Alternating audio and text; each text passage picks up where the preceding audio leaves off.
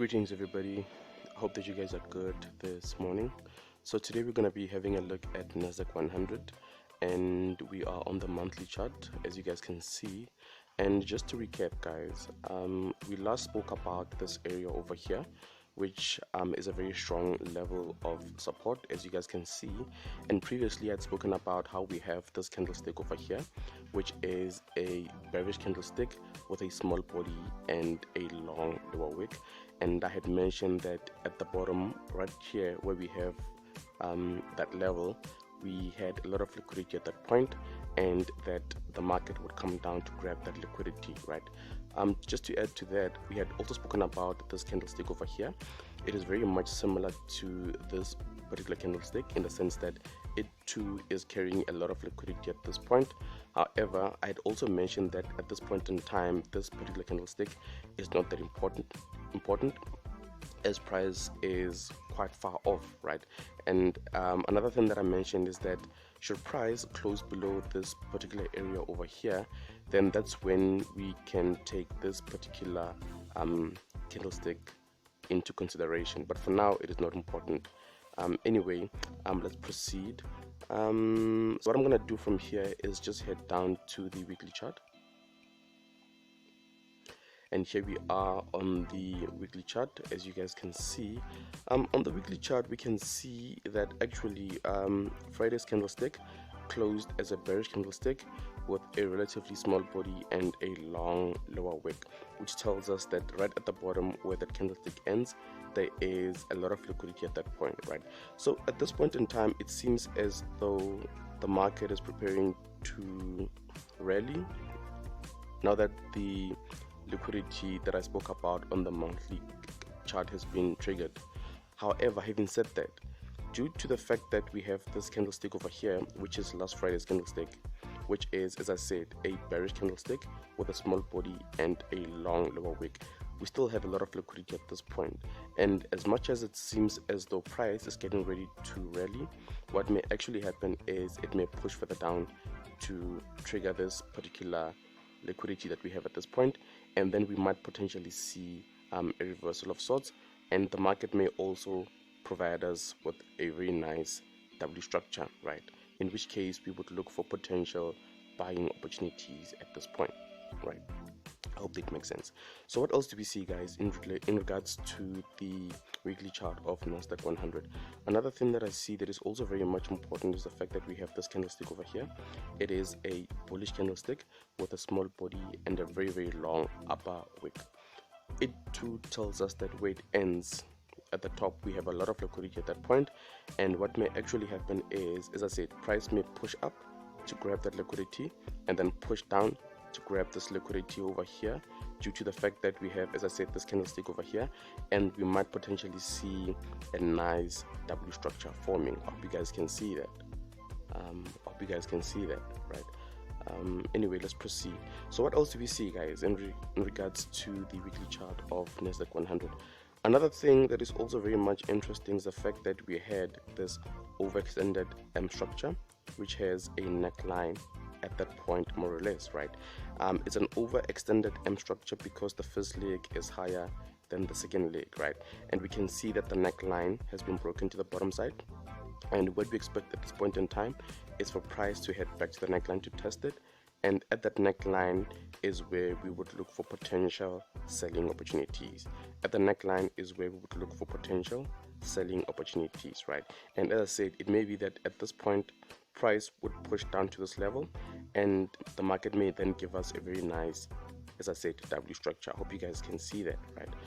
Anyway, let's proceed. I'm just gonna add a neckline to that overextended M structure, so just bear with me while I do so. Let's see. There we go. We could say that more or less that is the neckline of that overextended M structure. So what else do we see guys? At this point I don't see much. I'm just gonna head down to the daily chart, and here we are on the daily chart. Let's see. The first thing that I'm going to do in regards to the daily chart is to add my daily channel. So just bear with me guys while I do so. Daily channel, let's have a look. Let's see.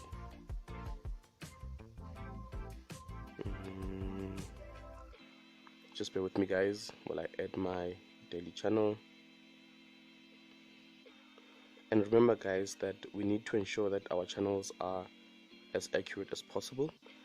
This will ensure that ultimately when we do execute, our execution is also very much as accurate, right? Anyway, let's proceed. There goes the daily channel, more or less, right? And we can zoom in. So what do we see, guys, in relation to the daily chart of NASDAQ100? Remember, guys, on the weekly chart I spoke about how we have this overextended M structure, which has a neckline at that level, more or less, right? So as much as that's the case, can you guys also see that we seem to have an opposing W structure at this point, right, which also has a neckline in more or less the same area? I hope you guys can see that, right? So what this means is that we have two opposing structures. We have the M structure and we have the W structure, and they both have necklines in more or less the same area, which means that should price reach this point over here, buying or selling at this point would be very risky, in my humble opinion. However, in order for us to find any opportunities, we're going to have to go down to the smaller time frames, and perhaps we may be able to get away with getting an entry at this point should price reach this point over here, right? I hope you guys can see that, and I hope my drawings are not too confusing. However, because price has not yet reached this level where the neckline is of the W structure, I'm not at this point going to take the W structure too seriously at this point in time, right? Anyway, let's proceed. Another thing that is also very much interesting is that as much as we have this W structure, right, we also seem to have this structure over here, which is an inverted head and shoulders pattern forming, as you guys can see, right? Which adds as for the confirmation rather that we might potentially see price move further up. But having said all that, as I said, guys, we have the structure over here. It is the neckline of this huge M structure that I spoke about on the weekly chart, and this level over here is a very strong level of resistance. And what may actually happen is price may push to this point, and then at this point push further down to this point over here, because we also have a lot of liquidity at this point which needs to be triggered by the market. And as I've said to you guys on multiple occasions, liquidity is money which needs to be grabbed by the market. Anyway, let's proceed. So what else do we see, guys, in regards to the daily chart? At this point I don't see much, so what I will do is head down to the H4 chart. And here we are on the H4 chart. I'm just gonna fix my daily channel quite a bit. Just bear with me. Right, there we go. That should be fine. Right, so what do we see, guys, on the H4 chart? Let's have a look. The first thing that I'm going to do in regards to the H4 chart is to add my H4 channel. So just bear with me while I do so, guys.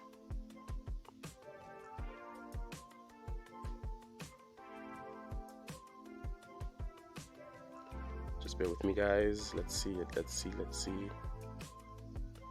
I would add my H4 channel in this manner.